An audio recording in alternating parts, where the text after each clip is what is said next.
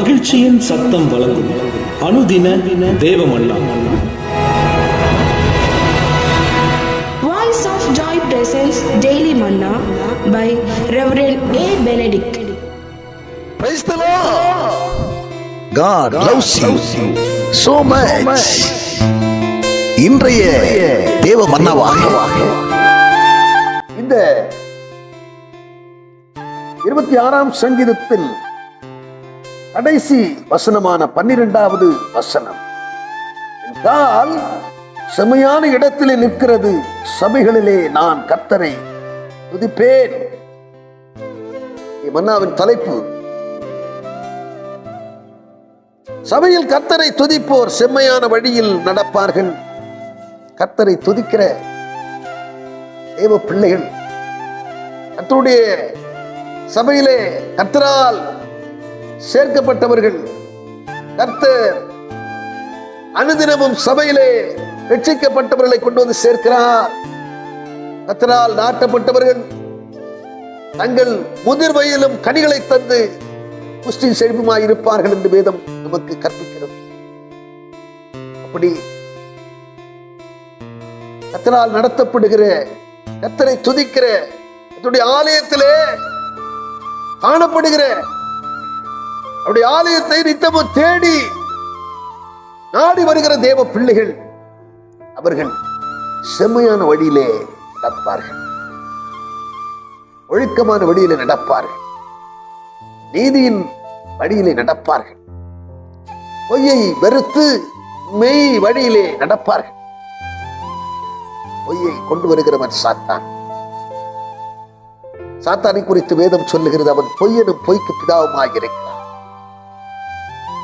யோவான் 10ஆம் அதிகாரம் 10ஆம் வசனம் சொல்லுகிறது, திருடன் திருடவும் கொல்லவும் அழிக்கவுமே அன்றி வேறொன்றுக்கு வரான், ஆனாலும் அவைகளுக்கு ஜீவன் உண்டாயிருக்கும், அது பரிபூர்ணப்படும் நான் வந்தேன். சபையிலே ஆண்டவர் எதற்காக கூட்டி வந்து சேர்க்கிறார், எதற்காக கொண்டு வந்து சேர்க்கிறார் என்று சொன்னால், நீ கேட்கிற அருமையான தேவச்சனமே, நீ பெற்ற ரட்சிப்பில் பூரணப்பட வேண்டும், நீ முழுமையடைய வேண்டும் என்பதற்காக. பரிசுத்தமுள்ளவன் இன்னும் பரிசுத்தமாகட்டும், நீதி செய்கிறவன் இன்னும் நீதி செய்யட்டும் என்கிறதான வார்த்தையின்படியாக, இன்னும் நீதிக்குரிய மார்க்கத்தில் நீ கடந்து வரும்படியாக, இன்னும் நீ நீதிமான் ஆகும்படியாக, இன்னும் பரிசுத்தமாகும்படியாக, இன்னும் அவருடைய சந்திப்பின் நாளிலே அவருக்கு எதிர்கொண்டு வரத்தக்க மகளாய் நீ மாற்றப்படும்படியாக, ஆயத்தப்படும்படியாக, உன்னை ஆயத்தப்படுத்தவே கர்த்தர் இங்கே கொண்டு வந்து சேர்த்திருக்கிறார். ஆயத்தப்படு, ஆயத்தப்படுத்த என்கிற வார்த்தையின்படியாக ஆயத்தப்படுகிற இந்த ஸ்தலத்திலே நாம்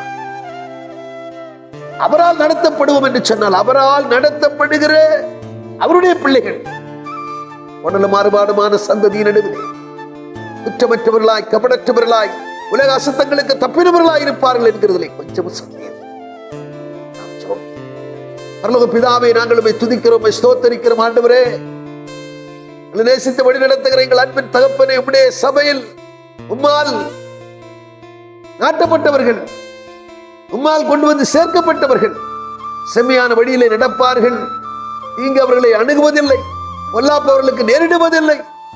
அவர்கள் கோடலும் மாறுபாடுமான சந்ததி நடுவிலே குற்றமற்றவர்களாய் கபடற்றவர்களாய் இருப்பார்கள் என்று வேதத்திலே நாங்கள் பார்த்த வண்ணமாக அப்படிப்பட்டவர்களாய் நிறுத்துவீராக. அப்படிப்பட்டவர்களாய் ஆண்டவரே, வார்த்தைகளை கேட்டுக்கொண்டிருக்கிற யாவரும் காணப்பட கர்த்தர் அர்ப்பணித்து ஜெபிக்கிறோம். ஐயா, பொறுப்படுத்திக் கொள்வீராக.